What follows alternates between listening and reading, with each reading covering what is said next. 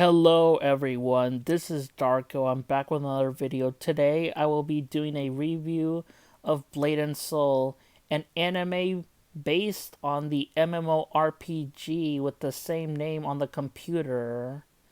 I played the game for 4 years back when I was like 18 years old. So let's get into it. The anime has 13 episodes. Yesterday, I watched them all in one setting. Here's my thoughts on it.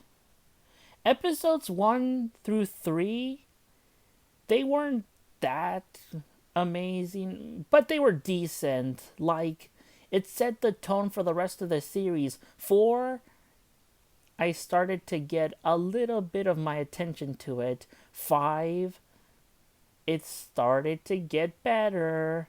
6, it has its moments. 7, it just got dark. 7 was just when I knew I was starting to like it. 8, 9, and 10 are my favorite episodes. 11 was just wild with getting close to the end. 12, okay, the ending isn't perfect, but I honestly thought it was kind of satisfying how they ended it, and that's pretty much that for 12. And then we have 13, which is like the bonus episode. Like, it's not supposed to be necessary.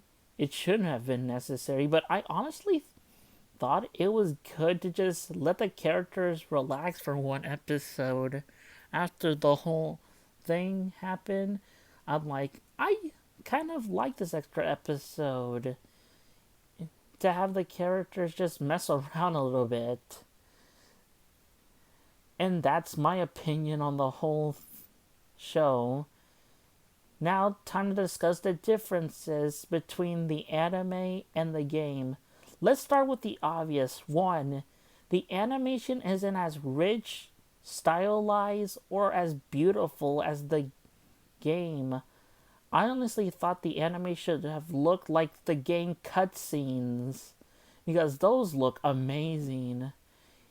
The anime is 2D while the game is 2D and 3D, like 3D models, and I think the settings are painted 2D but modeled in 3D, so like a combination of both of them. 2, the main character in the anime is named Akia, an assassin girl, while in the game you make the character,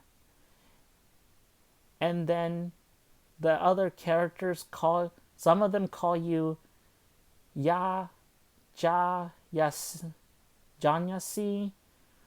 Okay, how do you pronounce it? It's kind of a hard name to pronounce. Ya, Ja, Yonsei, Janyase,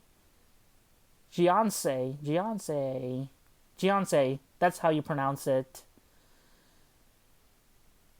3, there are some characters that don't even appear in the anime that appeared in the game. Like Mushin and the students are not in the anime. The anime has some new characters, like you, the Lin who trained under Master Hong before Akia did. Lon, the Lin merchant who just goes around traveling, selling things, trying to make a living for himself.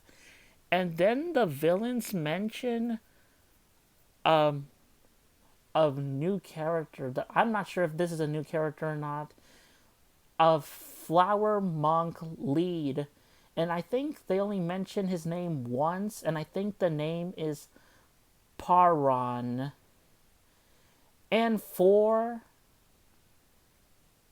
this one's probably one of the biggest changes, that Akia has the mark of the sword, aka a butterfly on her shoulder, while the player in the game, the character you make, has a blood rose mark.